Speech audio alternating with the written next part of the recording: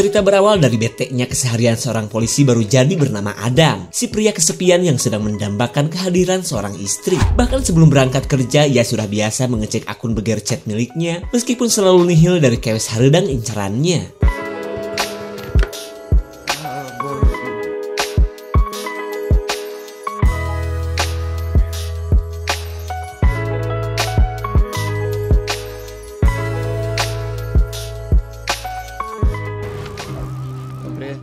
Sebelum lanjut kerja, Adam mampir ke warung dulu untuk membeli paket sarapan murce requestan atasannya. Terlihat si Abah pun gercep melayani pelanggan meskipun sedang stres karena selalu diteror Bang Emok.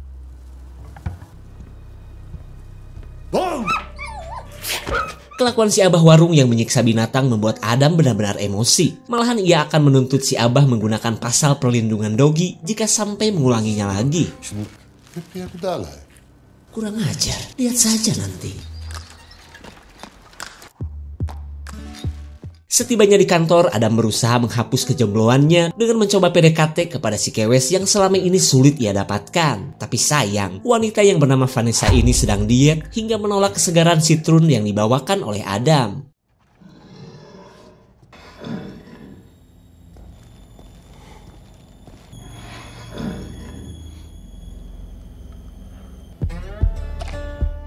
Adam jelas kaget saat melihat dua pria gemoy dengan tampilan burik dan dipenuhi jerawat akut. Dan tak cuma itu, ia pun baru tahu bahwa ada seorang tahanan wanita yang tak lain adalah Josia.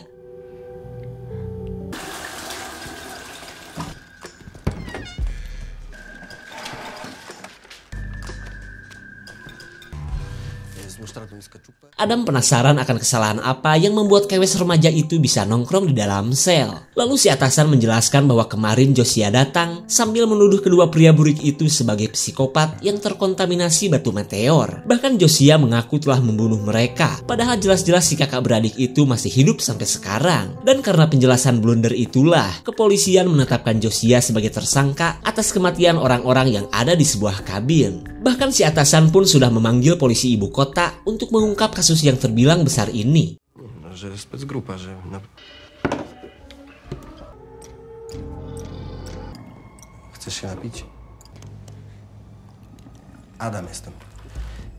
Adam merasa kasihan kepada Josia yang ia anggap belum tentu bersalah. Tapi tak lama kemudian, si atasan yang bernama Waldeck akan melakukan olah TKP dengan membawa Josia kembali ke kabin.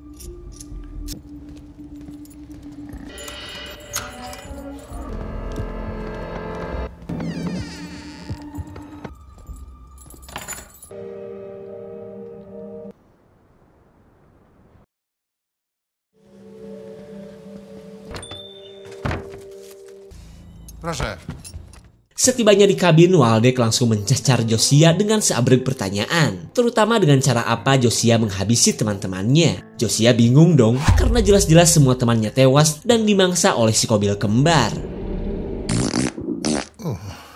Waldeck yang tiba-tiba mules berniat untuk nyari WC keluar. Tapi sebelum itu, ia memborgol Josia di ranjang si kobil, tepat di atas pecahan meteor yang telah membuat si kobil kuat dan buruk rupa.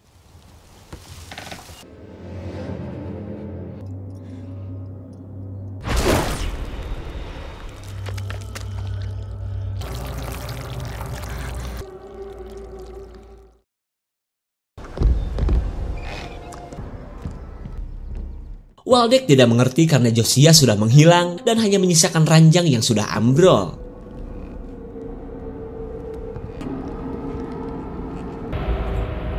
Halo.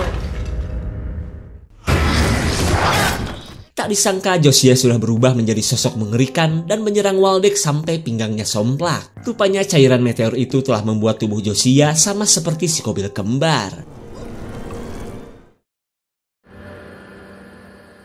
Adam si paling merana dalam kisah cinta gak bosan-bosan melayani Vanessa. Biarlah menjadi babu, yang penting ia menjadi sandaran bagi idolanya yang kehausan. Lalu di tengah asiknya memandang Vanessa sampai ngacai, Adam heran karena Waldeck dan Josia belum kembali. Kemudian ia menghubungi atasannya itu menggunakan radio.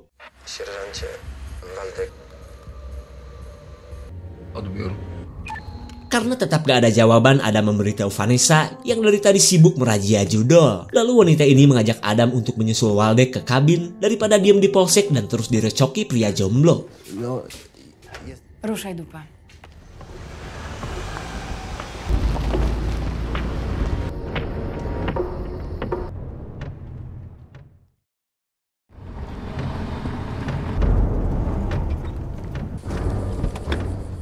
Meskipun menemukan mobil Waldeck, Vanessa heran karena setibanya di kabin mereka tidak melihat keberadaan seseorang. Lalu tiba-tiba Vanessa menemukan borgol Josiah yang sudah jebol.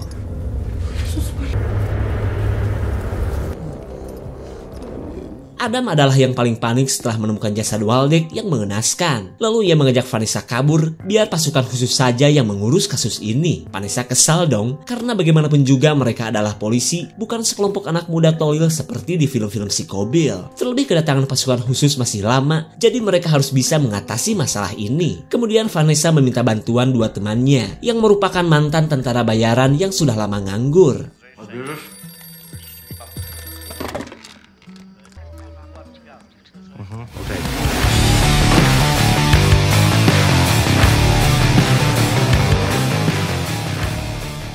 Kemudian kita beralih ke kantor sekretariat perkemahan yang berlokasi tak jauh dari kabin. Si pemilik camp pun merasa kesepian setelah para siswa pulang akibat kekacauan yang dibuat Josiah kemarin. Tapi untungnya, si bewok sudah mendatangkan seorang kelenjar sewaan untuk menemani kesepiannya. Si bewok kaget karena gak biasanya generator listrik tiba-tiba matot seperti ini. Lalu ia mencari anak buahnya untuk mengecek sikring yang berada di samping kantor. Obed?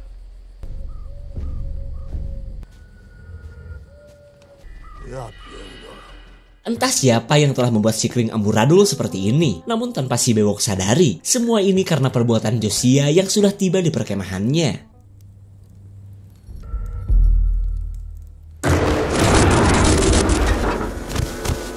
Tak puas dengan menyetrumnya saja, Josiah pun mengunboxing jeruan si bewok.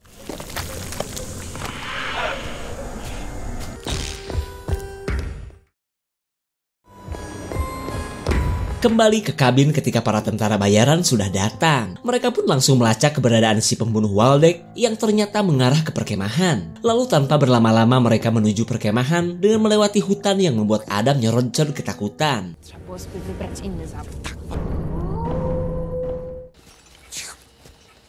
Saat berada di hutan, salah satu tentara bayaran akan memasang jebakan binatang. Karena jika belajar dari pengalamannya, cara ini ampuh untuk merampungkan ceker si pelaku.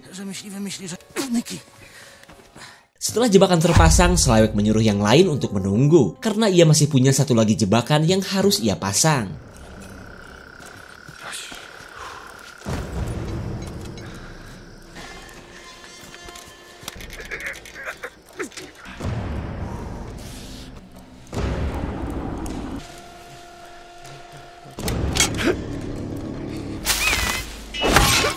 Slawek yang kagetan akhirnya kecaplok jebakannya sampai kedua tangannya rampung. Sementara Vanessa dan yang lain merasa lega karena yang membuat mereka ketakutan cuma seekor cara. Slawek? Vanessa dan Adam langsung memberikan pertolongan pertama ketika Slawek kehilangan banyak darah. Tak lupa juga mereka memanggil ambulan sebelum Slawek keburu pindah alam. Halo?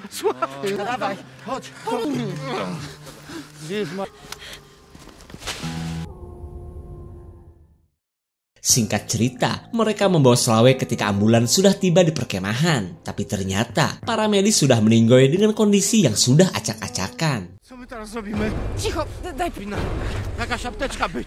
ogarnia tutaj cokolwiek, rozumiesz?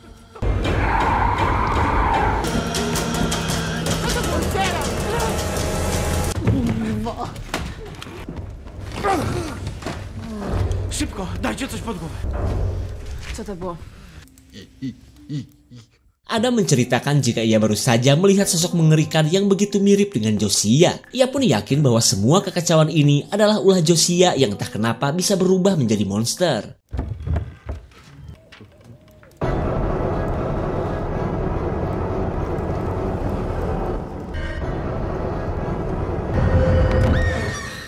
Ternyata ini adalah si Ece yang masih ketakutan setelah melihat kematian si bewok. Ia pun masih bertanya-tanya akan siapa yang sudah menghabisi pelanggannya sampai amburadul. Keadaan ini benar-benar membuat Adam hampir kena mentol. Malahan ia menyesal menjadi anggota polisi dan tidak menjadi penjaga konter saja.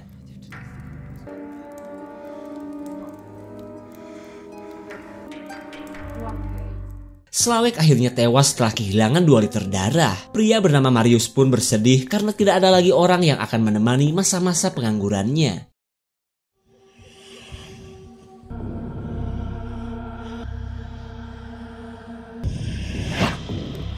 Biorę Sławka i wracam do domu.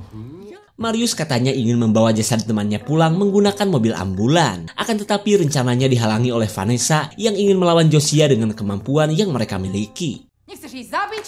Jesteśmy... Nie! Nigdzie nie pójdziesz. Marius emosi karena si Ece malah ikut-ikutan melarangnya. Lalu ia meledek si Ece yang berprofesi di bidang lendir. Nie jestem rzeczą. Może i debil. Co wy robicie? Kultury! Saat keadaan sudah tenang, Vanessa mengajak semua orang untuk menghadapi Josiah. Terlebih mereka punya senjata yang ia pikir bisa melumpuhkan sosok mengerikan itu.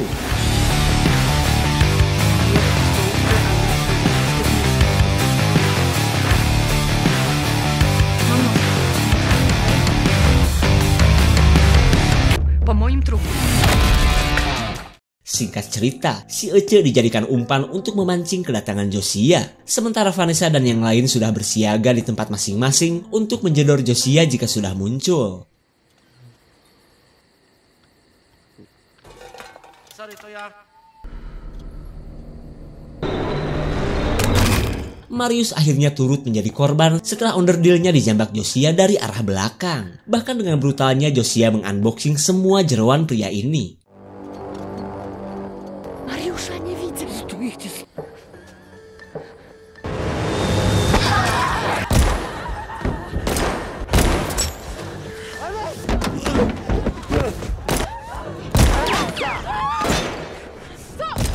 Adam memaksa Vanessa menghentikan tembakan karena serangan mereka tidak ngaruh sedikit pun. Bahkan ia menyalahkan rencana Vanessa yang cuma menambah jumlah korban saja.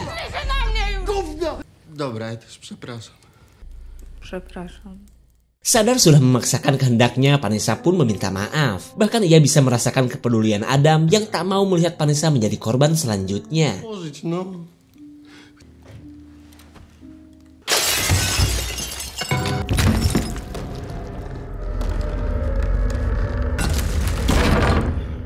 Setelah melempar onderdil si Ece, Josiah dengan santuinya menenteng tangkurak wanita malang itu. Terlihat Adam pun ngadeg-deg ketakutan saat berhadapan dengan sosok monster yang entah maunya apa.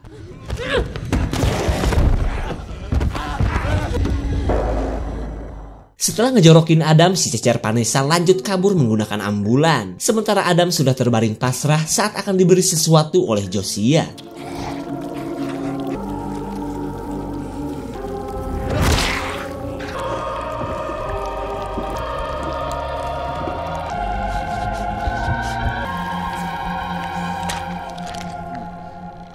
Setelah ditransfer cairan hitam, Adam bereaksi seperti yang dialami Josiah dan si Kobil kembar.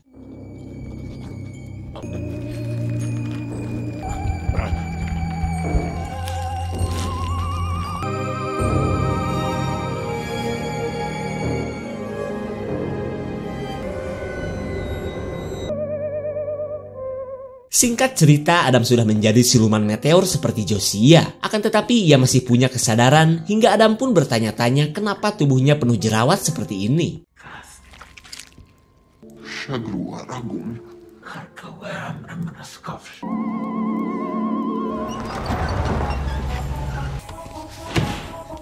Vanessa meminta pasukan khusus untuk secepatnya datang. Tapi sialnya, panggilan radio Vanessa sama sekali tidak ada yang jawab. Di waktu yang sama, Josiah sedang ngebriefing Adam sebelum pergi keluar dan menghabisi manusia. Si Adam mana paham. Lagian apa alasannya ia harus membunuh orang-orang yang tak berdosa? Nah, untuk pertanyaan yang satu ini, Josiah yang sudah menjadi setengah alien ingin memusnahkan umat manusia yang ia anggap sebagai makhluk tak berguna. Sekalinya pun berguna, pasti ada maunya.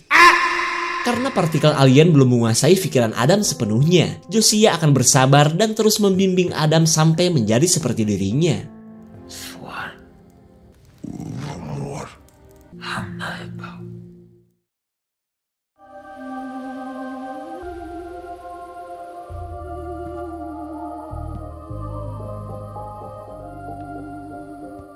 Singkat cerita, Josiah akan memberikan tutor menjadi psikopat kepada Adam. Lalu ia mempersilahkan Adam untuk menyebutkan nama calon korban yang layak untuk dihabisi. Sontak Adam pun kepikiran kepada si abah warung yang hobi menghajar hewan.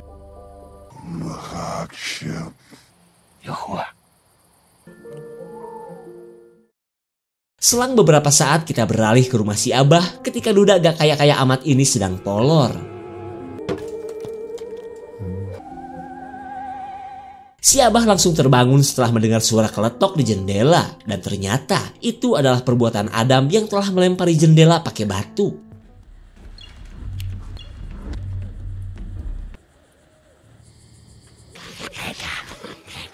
Adam terlihat menikmati menjadi sosok setengah alien seperti ini. Lalu ia minta diajarin cara mengeluarkan suara-suara horor seperti di film-film monster.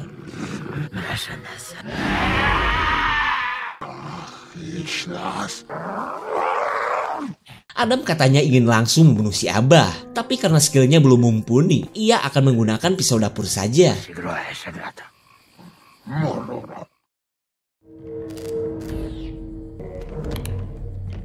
Josiah bisa dengan mudah menyabotase listrik hingga ia bisa menjadi pemandu yang baik bagi Adam. Lalu setelah pisau didapat, mereka mendengar kedatangan si abah yang akan mengecek si kring.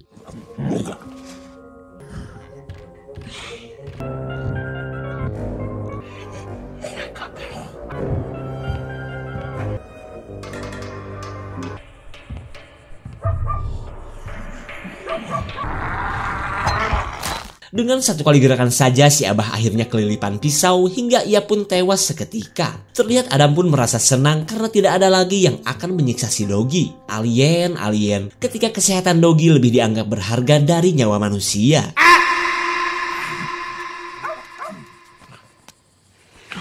Singkat cerita, Josiah yang mulai lope kepada Adam mengajaknya ke kantor polisi untuk melepaskan si Kobil kembar karena ia berencana untuk mendirikan kerajaan alien yang kelak akan memerangi umat manusia.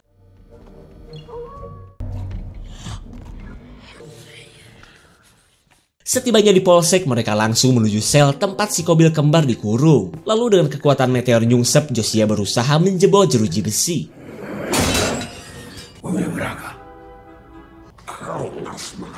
Josiah akhirnya melepaskan para psikobil yang sudah menghabisi teman-temannya. Lalu ia mengajak mereka bergabung untuk menghabisi siapapun yang mereka temui. Tapi sayang, para psikobil sudah bertaubat dan menolak mentah-mentah ajakan Josiah.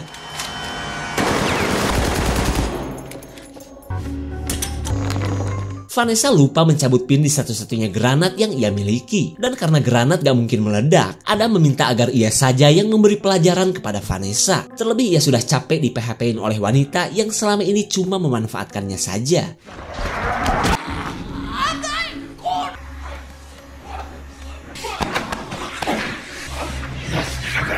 Adam rupanya masih gak berani untuk menyakiti orang. Kemudian Josiah mengambil alih untuk mengeksekusi Vanessa dengan akan menjambak wajahnya seperti membuka topeng.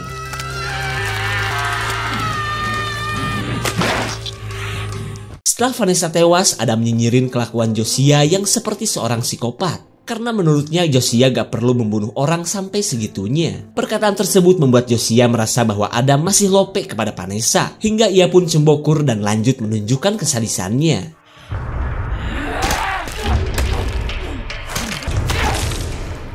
Josiah kini sudah tidak mau barengan lagi dengan Adam. Bahkan ia sudah tidak peduli ketika Adam menyatakan lope kepadanya.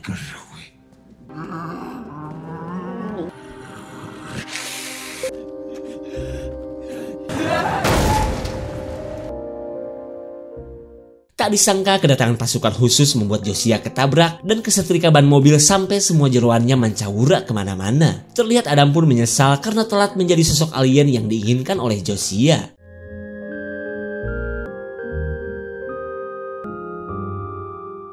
Ketika Adam diamankan pasukan khusus, salah satu psikobil mulung granat limited edition yang kekuatannya setara satu kontainer petasan. Lalu di tengah penyesalan mereka yang sudah banyak menghabisi orang, para psikobil ini berniat untuk bundir.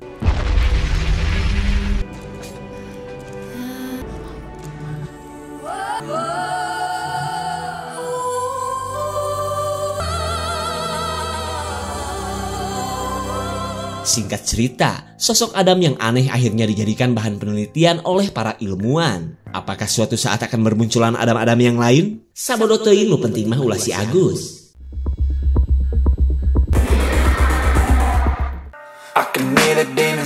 Haduh, cerita sequel yang kedua ini benar-benar di luar dugaan. Terutama setelah mendapatkan kekuatan meteor, Josiah bukannya menuntut balas kepada para psikobil, ia malah ingin bergabung. Kecewa mah memang kecewa, tapi mau gimana lagi? Semua itu karena pengaruh alien yang sudah hampir menguasai seluruh pikiran Josiah. Karena seperti di kebanyakan film, naluri alien sudah pasti ingin menguasai bumi. Dan satu hal yang paling penting, para psikobil pemangsa sudah berubah dan lanjut meledakkan diri. Jadi bisa dibilang Josiah gak perlu repot-repot melakukan pembalasan, toh semua tubuh psikobil sudah hancur pancawura kemana-mana. Kecuali Adam. This society is really trying me. Ain't no hide and seek, I hide to be far from anxiety. I need my space, I need my privacy. I need some silence, please, you're all too loud, you don't speak quietly.